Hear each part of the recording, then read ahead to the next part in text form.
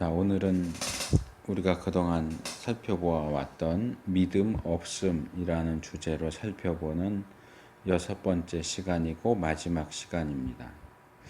그런데 아이러니하게도 이 믿음 없음에 대한 주제를 믿음장으로 알려진 이 히브리서 11장 본문에서 살펴보게 됐습니다. 그런데 우리가 이 믿음 없음이라는 주제로 이 말씀을 살펴보기는 하지만 오늘 우리가 살펴보는 내용은 지난주에 로마서에서 살펴본 아브라함의 믿음과 마찬가지로 다른 복음서에 나왔던 것처럼 믿음이 없구나, 너에게 이렇게 믿음이 없느냐 하는 것을 지적하는 내용이라기보다는 믿음이 있었다 하는 이야기를 하면서 이야기를 풀어가는 가운데 믿음 없음이라고 하는 표현이 나옵니다. 그러니까 정확하게 말하면 지난주도 그렇고 이번 주도 그렇고 사실은 믿음 없음을 다루는 내용은 아니라고 하는 거죠. 그래서 본문에 믿음이 없이는 또 믿음이 없어 이런 표현들이 나오기는 하지만 이건 제가 이제 믿음과 관련된 설교를 준비하느라고 관련 성구를 찾을 때 믿음이라는 단어와 없다 할 때 앞에 업하고 믿음하고 업 이게 나오는 구절을 찾다 보니까 이제 이 구절들이 나와서 이제 선택을 한 것뿐이고요. 그래서 지난주와 함께 이번 주 말씀은 믿음 없음을 다룬다기보다는 오히려 믿음 있음을 다루는 내용이라고 말하는 것이 더 정확할 것 같습니다. 오늘 살펴볼 이 말씀은 지난주에 살펴본 말씀보다 더욱더 적극적으로 믿음의 용도와 필요성에 대해서 말하고 있습니다. 이 표현을 좀 기억하시면 좋을 것 같아요. 믿음의 용도와 필요성. 자, 이렇게 물어본다면, 자, 우리에게 믿음이 왜 있어야 할까요? 무엇 때문에 우리에게 믿음이 있어야 합니까? 라고 묻는다면 뭐라고 대답을 하시겠습니까? 아마 대부분의 경우 믿음이라고 하면 금방 떠오르는 단어는 구원이라고 하는 단어일 겁니다. 그런데 저는 이 본문으로 말씀을 준비하면서 이런 질문을 던지게 됐어요. 그렇다면 과연 믿음이라고 하는 것은 우리의 구원을 위해서만 존재하는 것이겠는가? 믿음은 구원을 위해서만 필요한 것이냐? 믿음의 그 용도와 필요성을 생각할 때 믿음은 구원만을 위한 것이겠느냐? 저는 특별히 우리 개신교회에는 널리 알려져 있다고 말할 수 있는 오직 믿음으로 구원을 얻는다. 종교개혁에서 시작된 어떤 모토죠. 믿음으로 구원을 얻는다라고 하는 믿음과 구원을 직접적으로 연결시켜서 보는 이 가르침은 이건 정확할지는 모르겠어요. 제가 말씀을 준비하면서 붙인 표현이기 때문에 그것은 사람 편에서 보고 하는 말이 아니겠는가. 사람 편에서 볼 때 믿음을 어디다 써먹을 건데 믿음이 왜 필요한데 그럴 때는 당연히 우리 구원을 위해서 필요하지 이렇게 이야기가 전개되는 것이 아니겠느냐. 우리의 필요와 우리의 유익에 근거해서 믿음을 구원과 아주 찰떡궁합처럼 딱 맞춰놓은 것이 아니겠는가 하는 생각을 하게 됐어요. 그런데 오늘 본문을 보면 우리가 일반적으로 가지고 있는 것과는 조금 다른 시각을 제시해 주고 있다고 하는 겁니다. 사실 지금 읽은 이 히브리서 11장은 믿음장으로 유명한 내용이고 우리가 조금 전에 함께 읽은 5절과 6절 에녹에 대한 이야기, 또 오늘 설교 제목이기도 하지만 믿음이 없이는 기쁘시기 못하나니 하는 이 말씀은 우리가 모르는 말씀은 아니에요. 분명히 너무나도 잘 알고 있는 말씀이지만 저는 오늘 이 구절, 두 개의 구절들을 통해서 믿음에 대한, 믿음 하면 구원을 떠올리는 그런 시각이 아니라 믿음에 대한 새로운 시각을 얻을 수 있지 않겠는가 하는 생각을 합니다. 그리고 우리가 모르는 새롭게 접하는 구절도 아니고 이미 알고 있는 구절을 통해서 이렇게 새로운 시각을 얻을 수 있는 이유는 우리가 그동안 믿음에 대해서 성경 본문이 제시하고 있는 방향과 방식으로 보려는 시도를 하지 않았다. 이전부터 내려온 굳어져 있는 하나의 시각, 오직 믿음, 구원, 요 시각만을 우리가 다른 생각하지 않고 별 생각 없이 그냥 거기에 굳어져 있고 익숙해져 있고 그것을 고집해 왔기 때문에 우리가 그 이상의 것을 보지 못한 것은 아니겠는가 하는 생각을 합니다. 그래서 저는 이 히브리서 11장 5절과 6절이 우리에게 믿음의 용도와 필요성에 대한, 아까 믿음과 구원을 연결시키는 것은 하나님 편에서의 시각이다, 인간 편에서의 시각이다, 그렇게 말할 수 있다고 한다면 이 히브리서 11장 5절 6절은 믿음의 용도와 필요성에 대한 하나님 편에서의 시각을 제시해 주는 것이 아니겠는가. 그러니까 믿음으로 뭐 할 거냐, 구원받아야지 하는 것은 인간이 자기 입장에서 자기의 필요와 그런 것들을 생각할 때 가장 우선적으로 떠올리게 되는 것이고, 오늘 본문 말씀은 인간의 어떤 유익이나 필요가 아니라 하나님 편에서 볼 때 왜 믿음이 필요하냐, 믿음을 어떻게 써먹어야 되느냐, 어디에 써먹어야 되느냐 하는, 좀 우리에게 익숙하지 않은, 그렇지만 전혀 몰랐던 건 아니에요. 이렇게 정리를 안 했을 뿐이지. 그런 새로운 믿음의 용도와 필요성에 대한 말씀을 제시해 준다고 할 수 있습니다.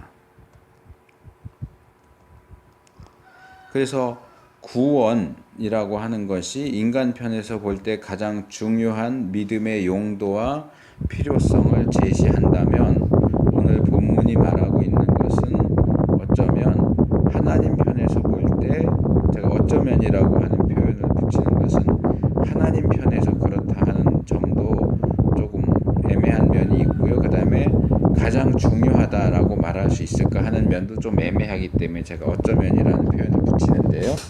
어쩌면 하나님 편에서 볼 때 가장 중요한 믿음의 용도와 필요성을 제시해 주고 있는 것이 아니겠는가 하는 생각을 하게 됩니다. 그래서 이제 오늘 본문에 나오는 에녹의 믿음을 살펴보면서 그의 믿음이 우리에게 교훈해 주고 있는 믿음의 또 다른 용도와 필요성에 대해서 살펴보도록 하겠습니다. 오늘 본문이 2절밖에 안 되는데요.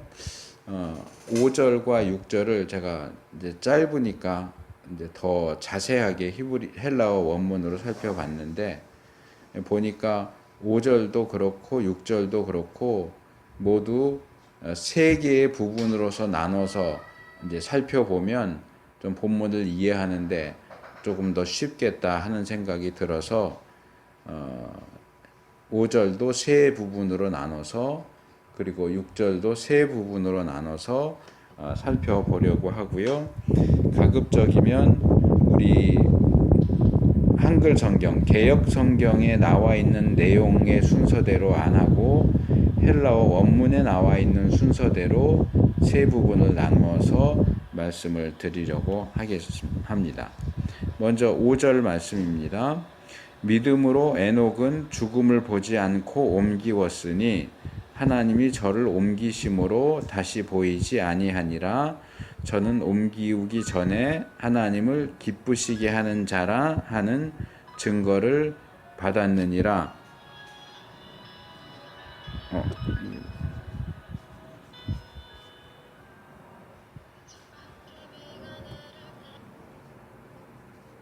인제야 인터넷이 연결이 되나 보네요.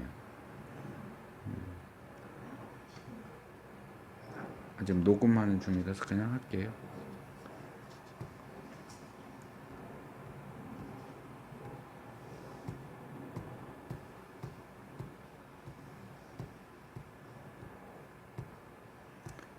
그래서 일단 우리가 첫 번째 살펴볼 내용은 믿음으로 에녹은 죽음을 보지 않고 옮기웠으니 하는 말씀입니다. 이것을 헬라어 원문을 직역하면 뭐 크게 차이는 나지 않아요. 믿음으로 에녹은 죽음을 보지 않고 옮겨졌다. 이렇게 할 수 있습니다. 이 표현들을 좀 나눠서 살펴보면 5절에서 제일 먼저 나오는 단어는 믿음으로입니다. 그런데 이 단어만 가지고서는 본문이 에녹의 믿음에 대해서 뭘 말하려고 하는 것인지 알기가 어렵습니다. 그래서 뒤따라 나오는 내용들을 먼저 살펴봐야 믿음으로, 에녹이 믿음으로 할 때 그 믿음이 뭘 얘기하는 거냐를 알 수 있습니다. 여기 보면 믿음으로 에녹은 두 가지 결과를 얻었다고 이야기합니다. 첫째는 죽음을 보지 않았다. 둘째로 옮겨졌다. 여기 죽음을 본다 하는 얘기는 헬라어 원문으로도 그냥 문자 그대로의 죽음을 본다. 우리가 뭐 어떤 물건을 본다 그러는 것처럼 죽음이 눈에 보이진 않지만 마치 죽음이 눈에 보이는 것처럼 죽음을 본다 이렇게 표현을 하고 있는데 풀어서 얘기하자면 이것은 죽음을 경험한다, 죽는다 그런 뜻입니다. 그래서 잘 알려진 히브리서 9장 27절을 보면 한 번 죽는 것은 사람에게 정하신 것이다 이렇게 얘기하죠. 그리고 로마서 5장 14절, 17절, 21절은 모두 동일하게 아담 한 사람의 범죄로 인해서 사망이 왕노릇하게 되었다. 인간 세상에 사망이 들어와서 이 세상에 존재하는 어떤 것도 죽지 않는 것은 없다라고 이야기를 하죠. 그래서 아담과 하와가 타락한 이후로 모든 인간은 죽을 수밖에 없어요. 그리고 여기에서 예외가 될 수 있는 경우는 하나도 없다. 또 하나도 없어야 한다 하는 것이 기본적인 사실이고 원리입니다. 그런데 에녹은 이러한 원리를 벗어난 존재가 되었습니다. 우리가 알고 있는 것처럼 성경에 두 명이 죽지 않았죠. 에녹하고 엘리야입니다. 그래서 이 에녹과 엘리야는 이 에녹의 그 죽음을 보지 않았다 하는 부분을 더 이제 깊이 들여다보고 확대하려면 엘리야에 대한 내용도 같이 살펴보면 좋기는 하겠지만 뭐 지금은 그렇게 할 만한 시간이 없으니까 어쨌든 이 에녹과 엘리야는 이 두 사람만큼은 유일하게 다 죽을 수밖에 없고 죽어야만 하는 그 상황 속에서도 죽음을 경험하지 않는 사람이 되었다. 이게 오늘 본문에 의하면 에녹의 믿음 때문이었다라고 하는 거죠. 그러니까 에녹의 믿음은 어떤 믿음이냐? 구체적으로 뭘 이랬다 저랬다 하는 내용은 나오지 않지만 죽음을 경험하지 않도록 하는 믿음이었다. 이렇게 말할 수 있겠죠. 그 다음에 옮기웠으니라고 제가 그냥 옮겨졌다 그랬죠. 이 옮기웠으니라고 번역된 이 단어는 변화하다, 운반하다, 이동하다, 옮긴다 그런 뜻입니다. 그러니까 이 변화한다는 것은 기본적으로 위치가 변하는 거겠죠. 여기 있는 것을 저기다 옮겨놓으면 위치가 변하는 거죠. 그러니까 이렇게 위치가 변하게 하려면 이렇게 가지고 운반을 해야 되고 이동해야 되고 옮겨야 하니까 이제 그런 의미를 가집니다.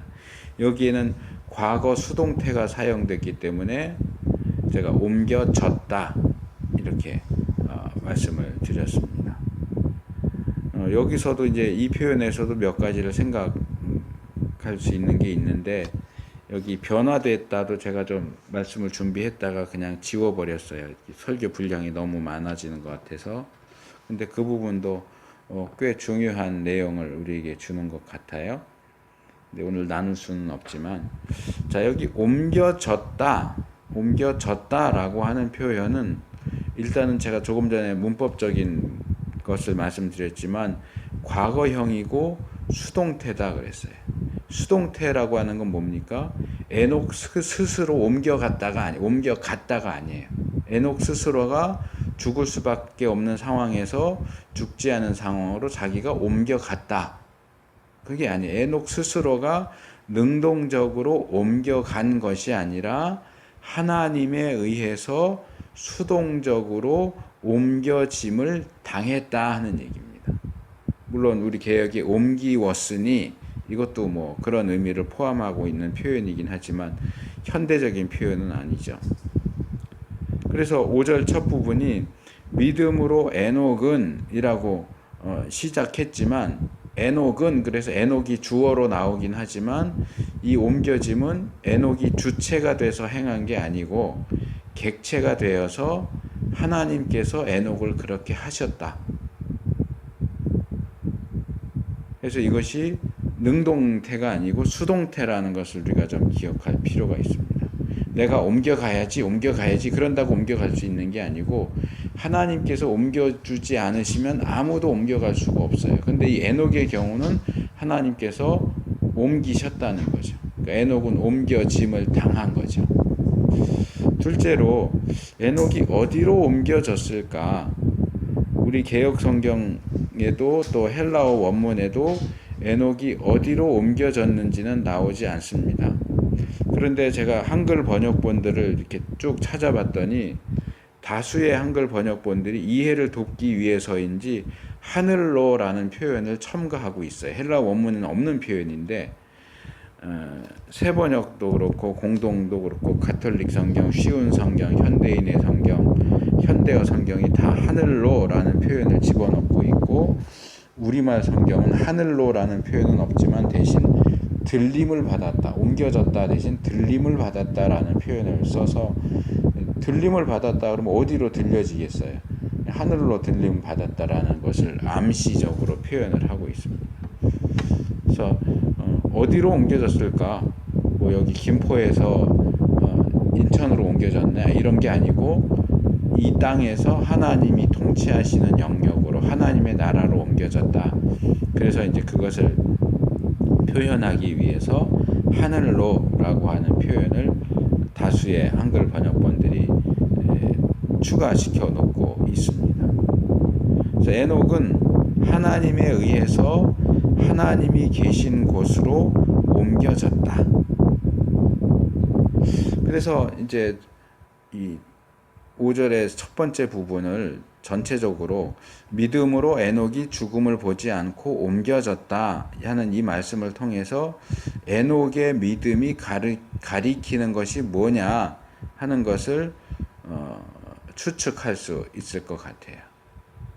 저는 이 히브리서 11장 5절이 말하는 믿음으로 라고 하는 것은 결국 창세기 5장 24절에서 나오는 에녹에 대해서 묘사하고 있는 하나님과 동행했다 하는 것과 같은 것이 아니겠느냐 생각합니다. 뭐 그렇다고 해서 믿음이라는 단어와 동행이라는 단어가 결국은 같은 단어다, 동의어다 그 얘기를 하는 건 아닙니다. 에녹의 믿음이 에녹으로 하여금 하나님과 동행할 수 있도록 만들어졌다는 겁니다. 그 동행이 그냥 가능한 게 아니고 믿음이 있었기 때문에 가능한 동행이었다. 그래서 에녹은 믿음으로 하나님과 동행을 했고 하나님과 믿음의 동행을 한 겁니다. 구약 선지서 가운데 미가서 6장 8절 말씀을 보면 사람아 주께서 선한 것이 무엇임을 내게 보이셨나니 여호와께서 내게 구하시는 것이 오직 공의를 행하며 인자를 사랑하며 겸손히 내 하나님과 함께 행하는 이게 동행이죠. 함께 행하는 것이 아니냐라고 얘기하죠. 그러니까 결국 에녹의 믿음은 에녹으로 하여금 미가 선지자를 통해서 주신 말씀을 자기의 삶 속에서 실행할 수 있는 힘을 그에게 주었다. 공의를 행하고 인자를 사랑하고 겸손히 하나님과 동행할 수 있는 힘을 에녹에게 준 것이 아니겠느냐. 자, 5절의 두 번째 부분은 하나님이 저를 옮기심으로 다시 보이지 아니하니라 하는 말씀인데 이 부분도 역시 헬라어 원문을 직역하면 이렇게 할 수 있습니다. 그래서 그 하나님께서 그를 옮기셨다는 바로 그 이유 때문에 그를 찾을 수가 없었다. 조금 한글 번역하고 조금 다르죠. 좀 의미가 좀 더 강하게 제시되고 있어요. 그냥 단순히 하나님이 옮기심으로가 아니고 옮기셨다는 바로 그 이유 때문에 보이지 않았다 그랬는데 찾을 수가 없었다. 보이지가 않으니까 찾을 수가 없는 거죠. 여기 일단 헬라어 원문의 순서대로 말씀을 드리면 다시 보이지 아니하니라, 다시 그를 찾을 수 없었다 하는 표현이 제일 먼저 나옵니다. 그래서 그를 찾을 수 없었다. 다시라는 표현은 헬라어 원문에 나오진 않고요. 그래서 그를 찾을 수가 없었다. 여기 사용된 단어가 휴리스코인데 찾는다, 만난다, 마주친다, 발견한다, 본다, 인지한다 그런 뜻입니다. 근데 여기서는 미완료 수동태가 사용됐어요. 수동태는 아까도 말씀을 드렸고 미완료는 지난주에 제가 완료하고 미완료에 대해서 말씀을 좀 드렸던 것 같아요. 어떤 행동을 하는데 그 동작이 끝났다고 할 때는 완료, 아직 계속되고 있다 그러면 미완료예요. 그러니까 이 에녹을 찾는 이 행동이 아직 안 끝난 거예요. 그때 이후로. 물론 그렇다고 해서 누군가가 에녹이 사라진 이후로 지금까지 계속 에녹을 찾고 있다 그런 얘기는 아니지만, 에녹이 사라진 이후로 누군가가, 어떤 사람들이 계속 그 사라진 에녹을 찾으려고 노력하고 또 노력하고 계속 그래 왔는데도 불구하고 아직까지도 에녹을 찾을 수가 없다 그 말이에요. 에녹은 찾아지지가 않는다. 수동태니까 찾아지지가 않았다. 보여지지가 않았다. 왜? 없으니까. 누구도 이 땅에서는 더 이상 에녹을 찾거나 발견하거나 만나거나 할 수가 없었다는 거죠. 왜요? 우리 개역은 그 부분에서 단순히 그냥 무엇으로 이렇게 표현을 합니다. 옮기심으로, 이렇게 표현을 하지만 헬라어 원문에는 좀 많이 사용되지 않는 단어가 나와 있어요. DOT라고 하는 단어예요. 이 DOT라는 단어는 뭐뭐 했기 때문이다, 이러한 이유로, 또는 뭐뭇의 결과로, 또 제가 이제 요걸 선택해서 번역했는데요. 바로 그 때문에, 이런 뜻이에요. 바로 그것 때문에, 바로 그 사실 때문에. 그러니까 히브리서 기자는 여기에서 이 세상에서는 더 이상 에녹을 찾을 수도 없고 만날 수도 없는 이유를 강조해서 말하고 있는 거예요. 바로 그 사실 때문에 더 이상 에녹은 찾아질 수가 없다, 만나질 수가 없었다. 왜요? 바로 그 이유가 뭘까요? 그게 이제 제일 끝에 나오는 그 하나님께서 그를 옮기셨다는 것 때문에, 하나님께서 그를 옮기셨다는 사실, 바로 그것 때문에 아무도 에녹을 찾고 또 찾아도 그를 찾는 것이 불가능했다 하는 얘기입니다. 그래서 제가 좀 전에도 상반절을 말씀드리면서 이 옮겨졌다라는 표현을 설명하면서 이게 수동태다, 사람이 능동적으로 옮겨가는 게 아니고 하나님께서만 하실 수 있는 일이고 하나님께서 그를 옮기셨다 하는 거 말씀을 드렸는데, 하나님께서 에녹을 옮기셨기 때문에 사람으로서는 하나님께서 옮겨버리신 에녹을 아무리 노력을 해도 찾을 수가 없는 거예요. 찾아지지가 않아요. 마치 하나님께서 모세의 무덤을 감춰버리니까 그게 어디 있는지 아무도 몰랐다 그러잖아요. 찾을 수가 없었잖아요. 그리고 하나님께서 옮기셨기 때문에 사람이 찾을 수 없었다 하는 이 내용은 이어지는 5절 하반절과 6절을 준비하도록 우리의 마음을 준비시킵니다. 근데 하반절로 넘어가기 전에 하나를 더 말씀드리려고 그래요. 자, 우리가 여기에서 그렇다면 하나님께서는 왜 그렇게 하셨을까 하는 질문을 던질 수 있을 것 같아요. 왜 하나님은 그럼 에녹은 죽음을 보지 않고 하나님이 통치하시는 나라로 옮기셨을까? 왜? 물론 5절 상반절에 있는 말대로 그냥 단순하게 믿음으로 에녹이 믿었으니까 하나님이 그러셨지 라고 단순하게 대답할 수도 있겠지만, 제가 지난주에 아브라함의 믿음에 대해서도 어떻게 아브라함은 자녀를 그렇게 바칠 수 있느냐, 자식을 낳을 수 없는 상황에서도 그것을 믿을 수 있었느냐, 그럴 때 답은 맞아요. 아브라함은 믿음이 좋았으니까, 아브라함은 믿음의 조상이니까, 이렇게 대답하는 것이 아주 틀린 답은 아니지만 조금 핀트가 어긋난다 그랬죠. 제가 그래서 달리기 얘기하면서 어떻게 해야 빨리 달리겠느냐, 그럴 때 다리를 빨리 움직이면 돼. 이거는 틀린 말은 아니지만 그렇다고 맞는 답도 아니죠. 다리가 빨리 안 움직여져서 빨리 못 달리는데, 다리를 빨리 움직여라 이렇게 답하면 그 답을 듣는다고 다리가 빨리 움직여지는 게 아니잖아요. 어떻게 다리를 빨리 움직일 수 있는지를 가르쳐 주는 게 올바른 답이지. 마찬가지로 하나님께서 왜 에녹을 옮기셨느냐라고 물어볼 때 에녹이 믿었으니까 이렇게 대답하는 것은 조금 너무 단순한 답이 아니겠느냐.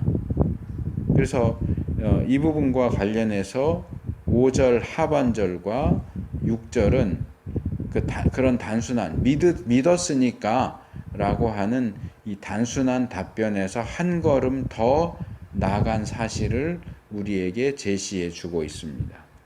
그래서 5절 하반절, 저는 옮기우기 전에 하나님을 기쁘시게 하는 자라 하는 증거를 받았느니라, 그렇습니다. 이 부분도 역시 헬라어 원문에서 직역하면 이렇게 되어 있습니다. 왜냐하면, 이거 개역이 번역을 안 했는데 이 왜냐하면 하고 이유를 설명하는 단어가 들어가 있어요. 왜냐하면 그의 그 옮겨짐 이전에 그 하나님을 기쁘시게 하는 자라는 증거를 받았기 때문이다. 자, 옮겨지는 일이 왜 일어났느냐, 왜 일어났다라고 얘기를 정확하게 하진 않지만 옮겨지기 전에 어떤 일이 있었다라고 얘기를 해요. 그 어떤 일이 뭐냐 하면 에녹이 증거를 받은 일이 있어요. 무슨 증거를요? 너는 하나님을 기쁘시게 하는 자구나 하는 증거를 하나님으로부터 직접 받았다는 거예요. 그래서 그렇기 때문에 하나님이 옮기셨다는 거예요.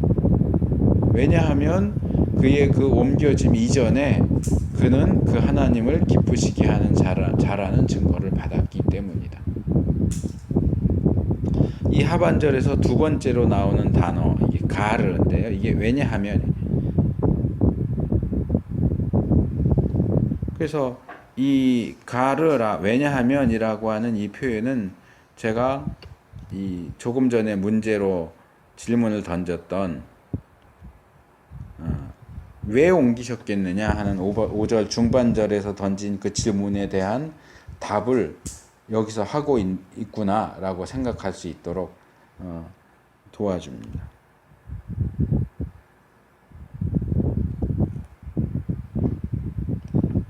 그래서 하반절에 첫 번째로 나오는 단어는 프로예요. 프로. 그러니까 이거 뭐 전문가다 할 때 그 프로가 아니고 뭐뭐 하기 전에라고 할 때 하는 PRO, 프로.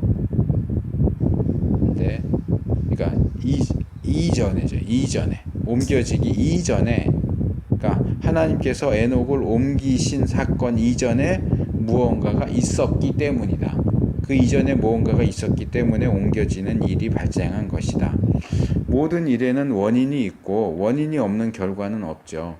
에녹이 다른 사람들과 다른 특별한 경험을 하고 특별한 취급을 받게 된 이유가 있었어요. 그래서 제가 그 이유가 뭐냐라고 물었을 때 믿음이야, 믿음 때문이야 라고 답변하는 건 너무 단순한 대답이다 라고 했어요. 왜냐하면 구약에는 에녹 외에도 믿음의 사람은 너무나도 많아요. 차고 넘쳐요. 대표적으로 우리가 지난주에 살펴본 아브라함은 심지어는 믿음의 조상이라고 불리는 사람이에요. 에녹이 죽음을 보지 않고 옮겨진 것이 믿음 때문이다 그러면 왜 아브라함은 안 옮겨졌어요? 아브라함은 에녹처럼 그냥 믿음이 있는 정도가 아니고 믿음의 조상인데 그럼 에녹이 믿음 때문에 옮겨졌으면 아브라함도 당연히 옮겨졌어야죠. 그 외에 히브리서 11장에 믿음장에서 제시하는 많은 사람들이 다 에녹처럼 죽음을 보지 않고 옮겨져야 되는 거 아니에요? 믿음이 이유라면? 근데 그렇지 않았단 말이에요. 오로지 에녹만이, 물론 믿음이 이유가 되는 것은 틀린 답은 아니지만 오로지 에녹만이 믿음으로 옮겨짐을 당했단 말이에요. 그러니까 그냥 믿음으로 옮겨졌어 라고 답하기에는 뭔가 빠진 퍼즐 조각이 있다는 거죠. 그 빠진 퍼즐 조각이 뭐냐?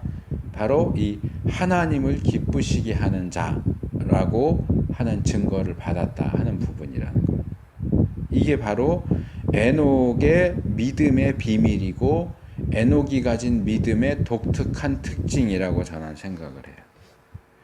여기 기쁘시게 하는 자라고 번역된 이 단어는 원래 완전히 만족시킨다 그런 뜻이에요. 상대방을 완전히 그냥 기쁘게 즐겁게 허허하고 웃게 만든다 그런 정도가 아니고 완전히 만족시킨다.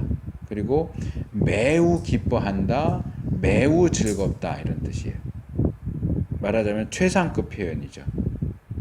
그냥 기쁘시게 하는 정도가 아니고 완전히 기뻐하시도록, 더 이상 기뻐할 수 없을 정도로 완전히 기뻐하시도록 했다는 거예요. 이 표현은 본문에서 부정사 완료 능동태로 사용됐는데,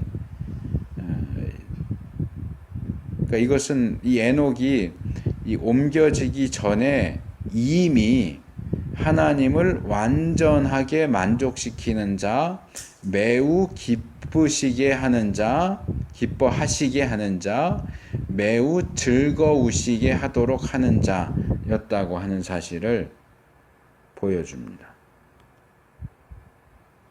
이 표현은 하나님께서 에녹을 옮기신 가장 큰 이유가 여기에 있다는 사실을 보여줍니다. 에녹은 하나님께 완전한 만족, 매우 큰 기쁨을 주는 자였어요.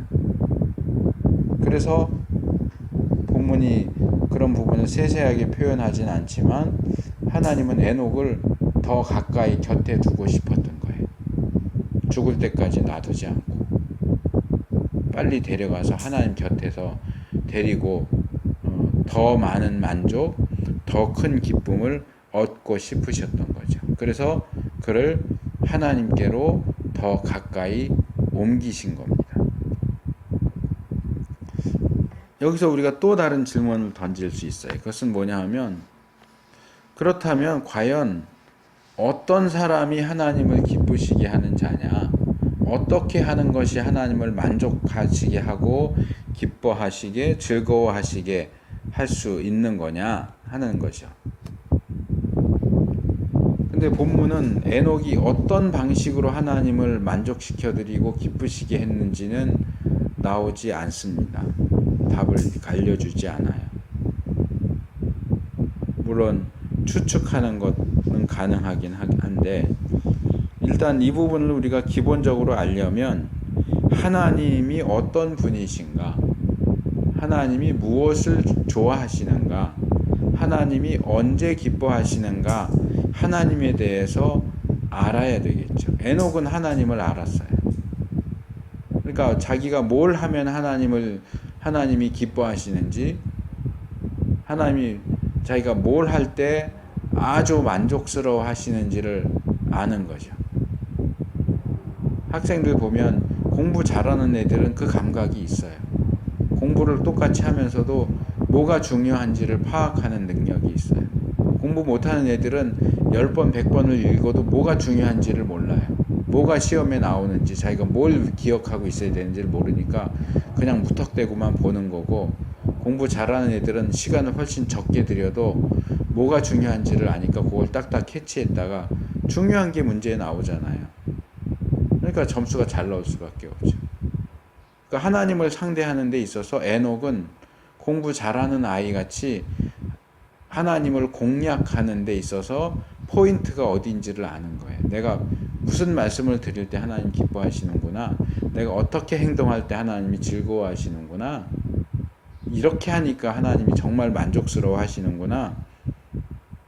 그것을 알고 있었던 것 같아요. 아쉽게도 우리에게 그 비결을 알려주지는 않았지만, 본문이 우리에게 제시해주는 힌트가 많진 않지만, 이제 쭉 본문을 보면서 또 창세기에 나오는 내용들을 보면서 추측할 수 있는 것이 있기는 해요. 저는 두 가지라고 생각해요. 이미 다 나왔던 얘기예요. 하나는 믿음이고 하나는 동행입니다. 에녹은 그의 믿음으로 하나님을 기쁘시게 했고 그의 동행으로 하나님을 기쁘시게 했어요.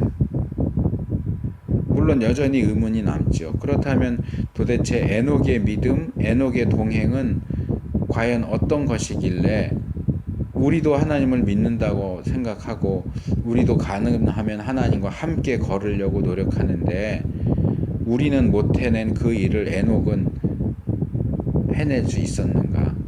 어떻게 에녹의 믿음과 동행은 하나님을 완전히 만족시킬 수 있었고 하나님을 매우 기쁘시게 할 수 있었던 것인가?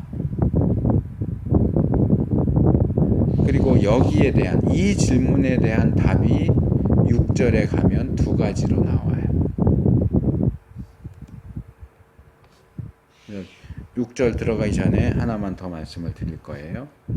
자, 본문은 특별히 에녹이 하나님을 완전히 기쁘시게 하는 자라고 하는 증거를 받았다라고 이야기합니다. 그러니까 하나님께서 이 사실에 대한 확인 도장을 찍어주는 거죠. 제가 지금도 기억하는데 제가 국민학교 다닐 때 뭐 청소당번 이렇게 하면은 이렇게 구역을 나눠주잖아요. 어디 너는 가서 어디 청소해. 그러면 청소 다 하면 선생님한테 와서 청소 다 한 거 말씀드리고 선생님이 됐어. 이제 가도 돼. 그러면 가. 선생님이 확인 도장을 찍어주는 거죠. 그것처럼 하나님이 에녹에 대해서는 그래 너는 나를 기쁘시게 하는 자가 맞다. 참 잘했어요. 도장을 딱 찍어줬단 말이에요. 에녹 스스로가 나는 하나님을 기쁘시게 하는 자야 그렇게 주장했다는 얘기가 아니에요. 하나님 기뻐하시는지도 않는데 어디 가서 나 하나님을 기쁘시게 했어 그러면서 상황을 조작시킨 것도 아니에요. 물론 에녹 자신은 그렇게 할 생각조차 하지 않았겠지만 오늘날에는 그런 사람들이 너무나 많다 보니까 그런 생각도 들어요.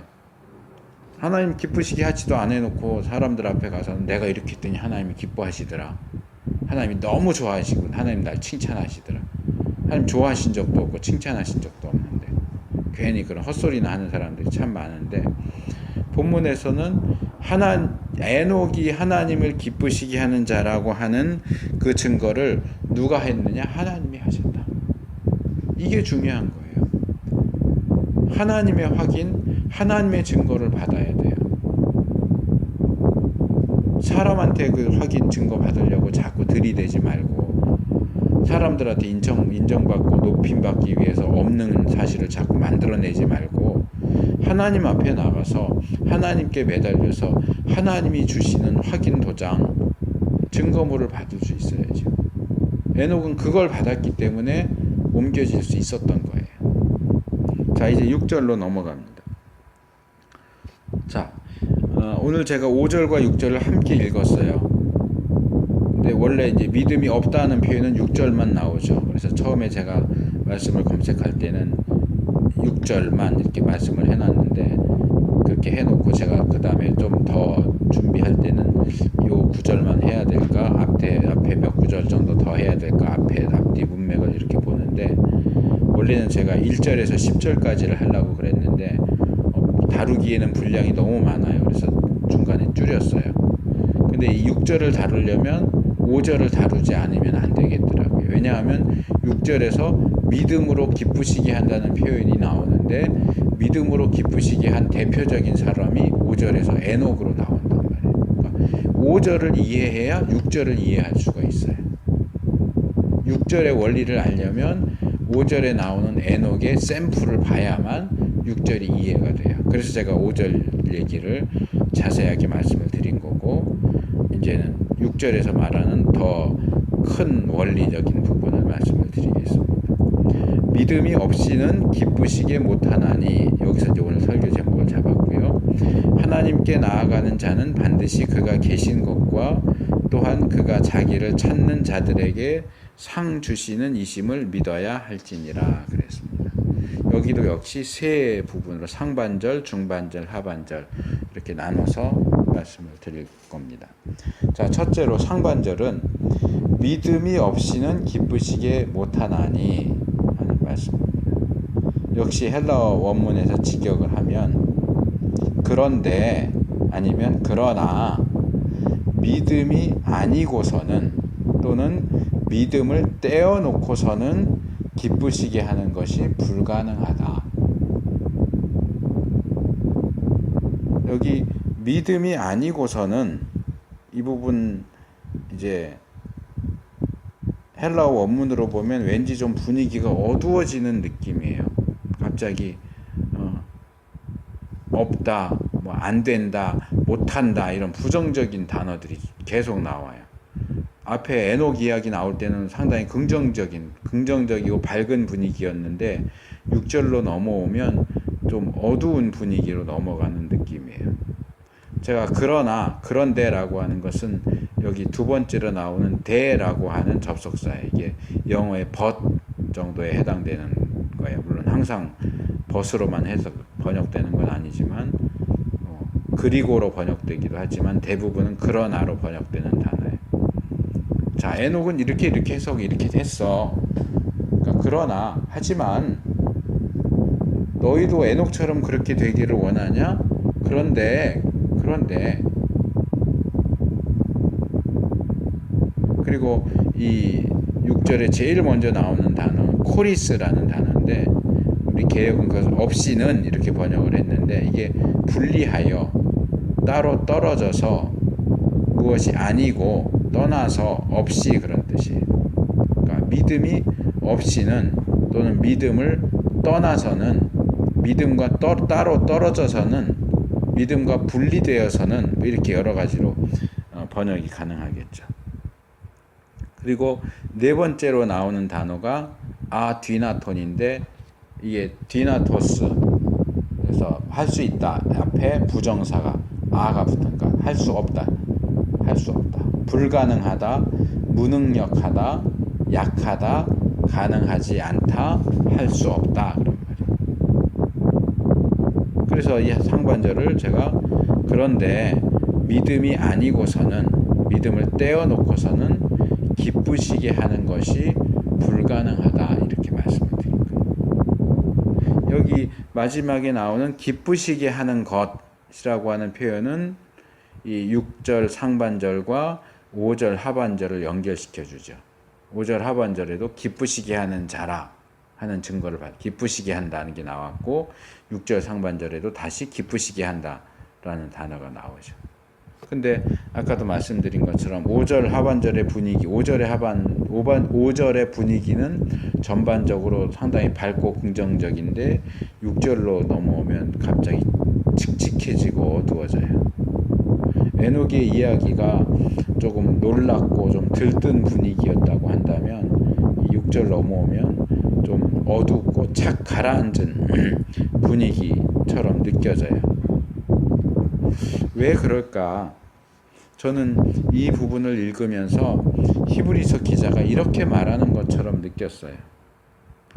자, 에녹은 믿음으로 하나님을 아주 기쁘시게 해드렸고 그렇기 때문에 하나님께서 그가 죽음을 경험하지 않고 하나님 곁으로 가도록 옮기셨다. 자, 이 얘기를 들으니까 너희도 그렇게 되고 싶지 않냐? 너희도 에녹처럼 죽음을 보지 않고 하나님 곁으로 옮겨지고 싶지? 그런데 너무나 아쉽게도 너희한테 믿음이 없다면 내가 보기엔 너희한테는 좀 믿음이 없는 것 같이 보이는데 너희에게 믿음이 없다면 하나님을 기쁘시게 하는 건 불가능해. 죽음을 보지 않고 하나님 가까이로 옮겨지는 건 불가능하다. 이렇게 얘기하는 거예요. 여기서 히브리서 기자는 하나님을 기쁘시게 하는 그 일이 가장 중요하다 하는 사실을 이야기하고, 하나님을 기쁘시게 하기 위해서는 반드시 믿음이 있어야만 한다고 이야기하고 있어요. 이것이 다시 중반절로 넘어가면 또 반복돼서 이야기되죠. 6절 중반절, 하나님께 나아가는 자는 반드시, 그리고 내용이 좀 중간에 나오지만 믿어야 할지니라. 요게 반드시 하고 중간에 있는 내용이 하반절에 나오고요. 반드시 믿어야 할지니라, 여기까지가 중반절이에요. 그래서 이 부분도 역시 헬라어 원문을 직역하면 그 하나님께로 나오는 그 사람들은, 그 자들은 확실히 또는 반드시 믿어야만 한다. 6절 중반절도 5절 하반절처럼 왜냐하면이라는 단어가 나옵니다. 가르가 나옵니다. 또 왜냐하면. 그런데 믿음이 없이는 하나님을 기쁘시게 할 수가 없어. 왜냐하면 5절에서는 에녹에 대해서 그렇게 밝고 소망적으로 말했던 히브리서 기자가 6절에 넘어오면서 왜 그렇게 어둡고 부정적인 뉘앙스로 말하고 있느냐. 아무래도 내가 볼 때 너희한테는 믿음이 없는 것 같아. 믿음이 있어야만 하거든. 하나님을 기쁘시게 하려면 믿음이 있어야만 하는데 내가 볼 때 너희한테 믿음이 없는 것 같아.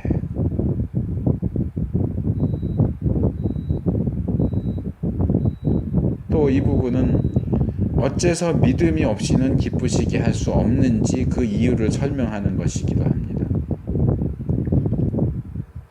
그것을 위해서 히브리서 기자는 하나님 가까이로 옮겨간 사람인 에녹과 비교되는 하나님께 가까이 나아가는 자에 대해서 이야기하죠.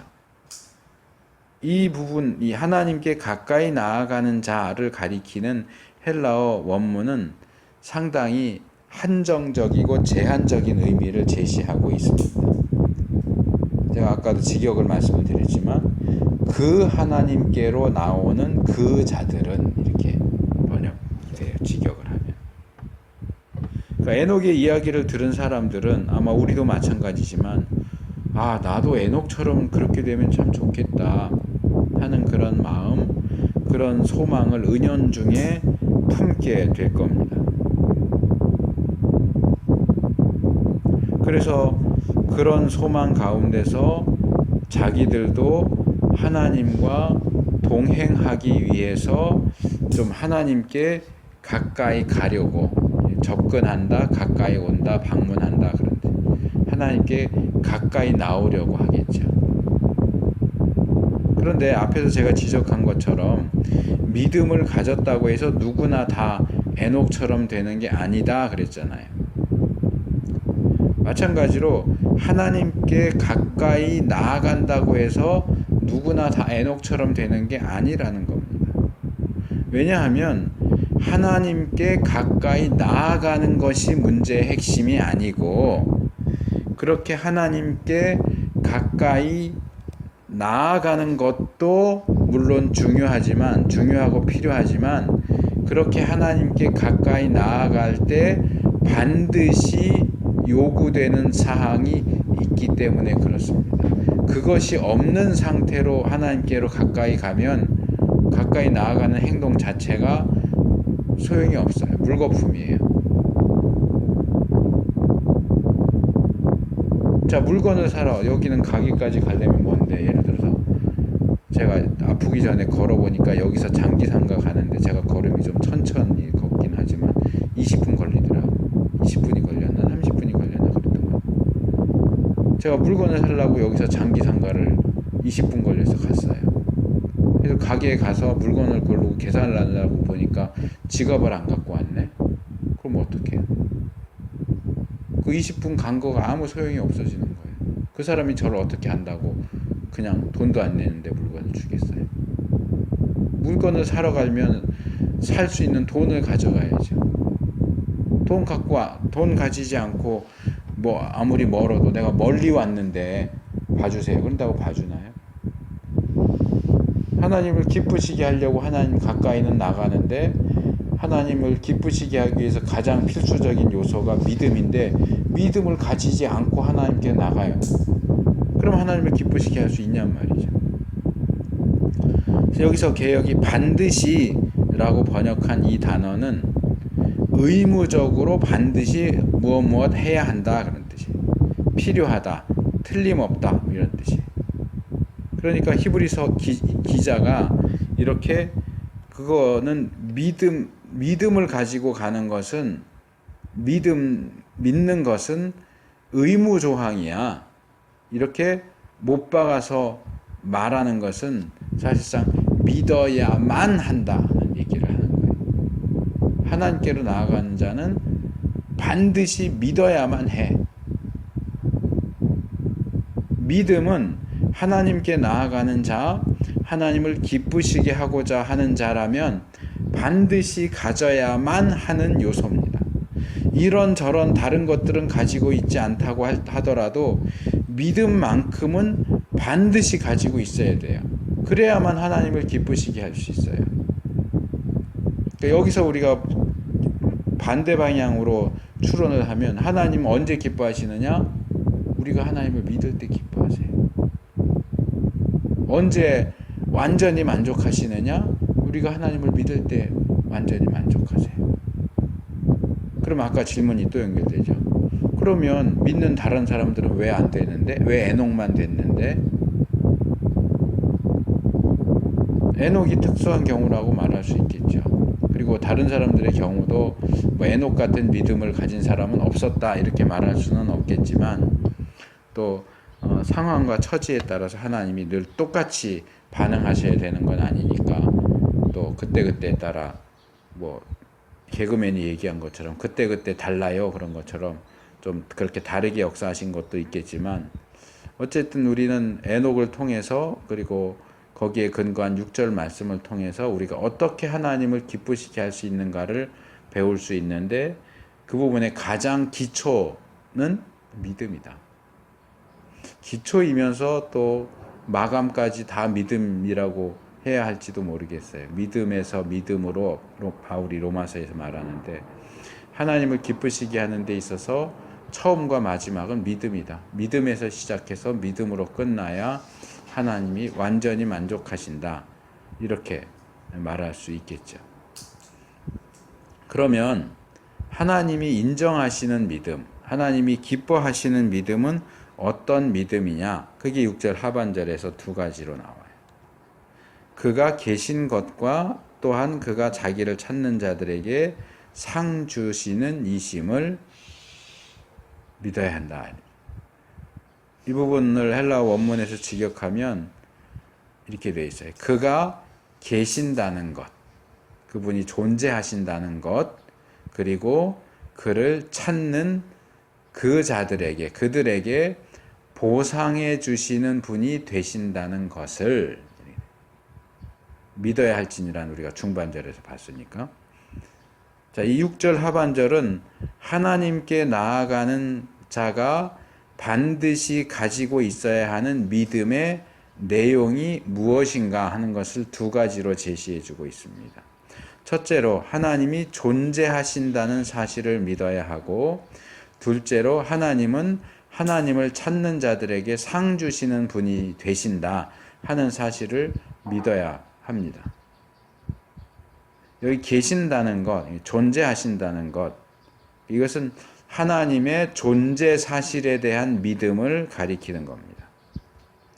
하나님께 나아가는 자라면 당연히 하나님이 존재하신다는 사실을 알기 때문에 그 앞에 나가는 것이 아닐까요? 굳이 하나님이 계신다는 걸 믿어야 돼 하나님께 나아가는 자는 하나님이 계신 것을 믿어야 돼. 이렇게 말할 필요가 있을까요? 근데 히브리서 기자가 이렇게 말하는 걸로 보아서, 그리고 또 우리의 경험을 따라 볼 때에도 그렇고, 하나님 앞에 나가고 하나님을 찾고 부르고 하면서도 정말로 하나님이 계신지 아닌지 의심하는 사람들이 있을 수 있다는 거예요. 뿐만 아니라 하나님을 믿는다고 하면서도 믿음이 없는 거 아닌데도 종종 하나님이 정말로 계시는가 의심하는 경우들도 있습니다. 그래서 히브리서 기자는 그가 어떠한 이유로 하나님 앞에 나아가든지 그는 하나님의 존재 사실에, 그에게 하나님의 존재 사실에 대한 믿음이 없다면 그가 하나님 앞에 가까이 가는 것이 다 소용없는 일이다 라고 말합니다. 말씀으로든 기도로든 예배로든 봉사로든 전도로든 하나님을 위한다고 아무 일이 열심을 해도 그 마음속에 정말 하나님의 존재에 대한 확고한 믿음이 없다면 그거 다 헛된 거예요. 꽝이란 말이에요.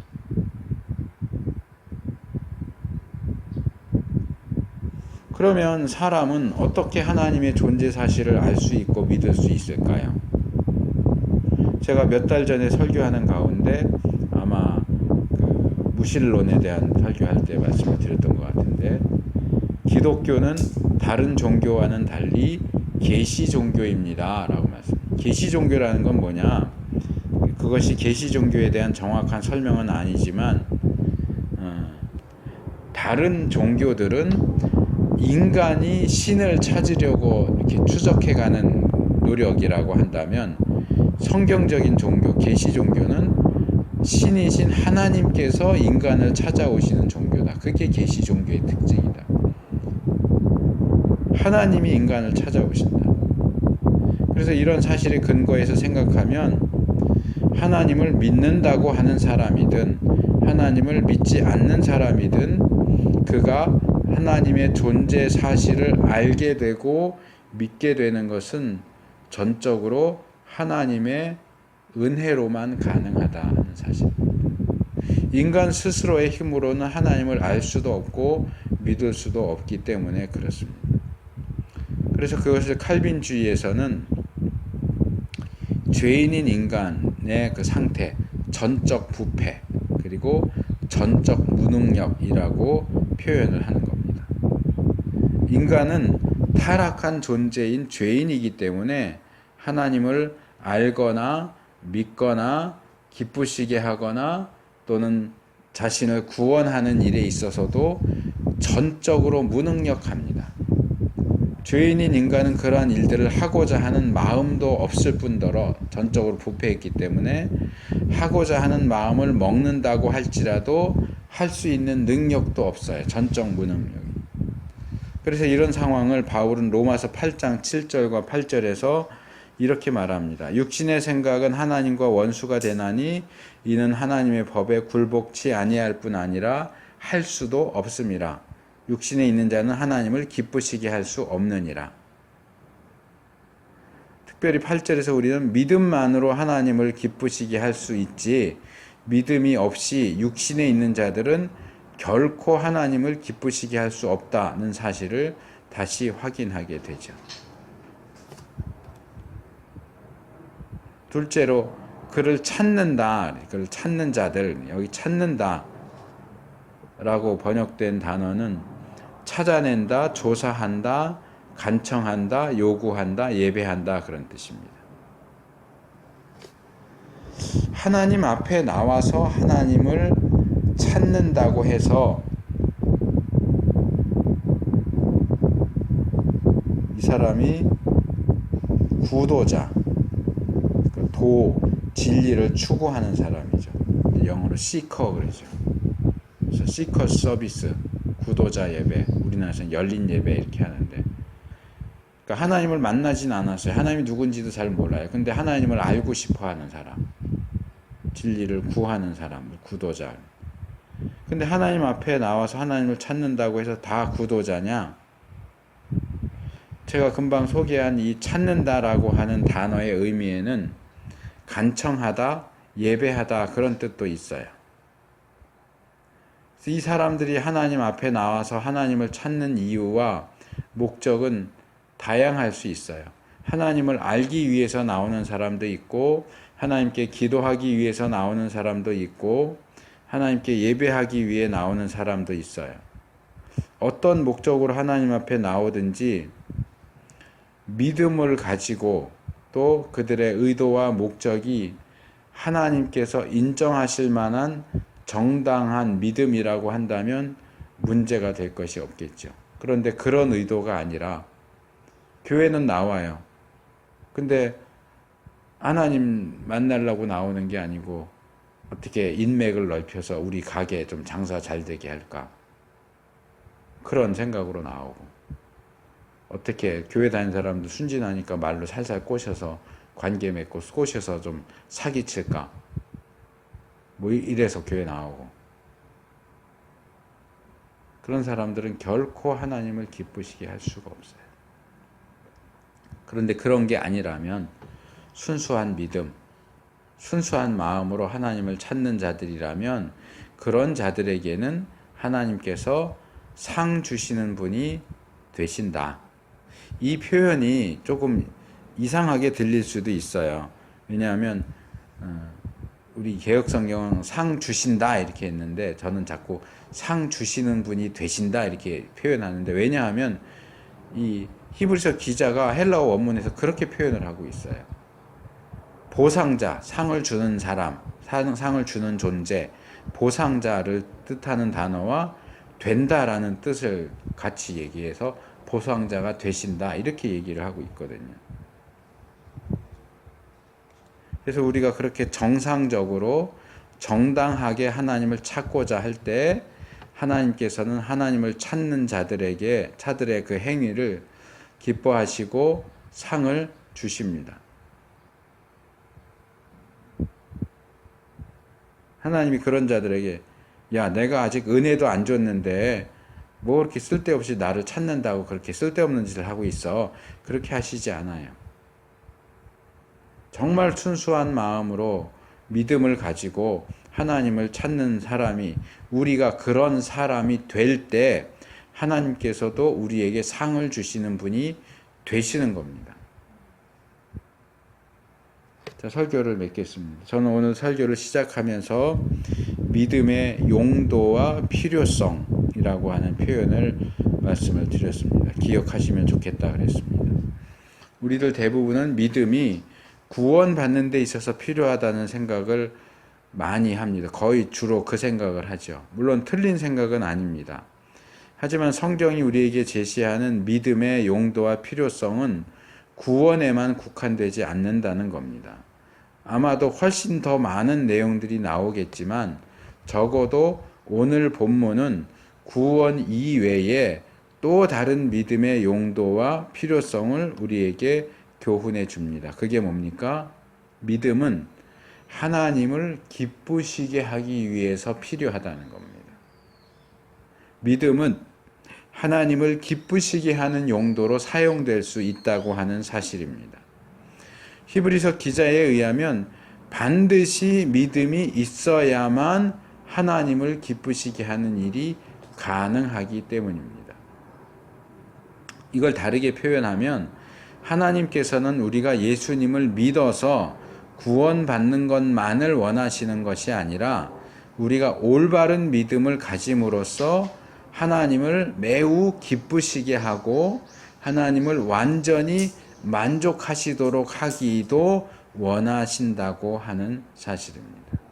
그래서 제가 구원은 사람 편에서 믿음의 용도를 묘사하는 것인 반면 여기서 말하는 이 하나님을 기쁘시게 하는 것은 믿음을 하나님 편에서 보고 얘기하는 것일 수 있다라고 말씀을 드리는 거예요.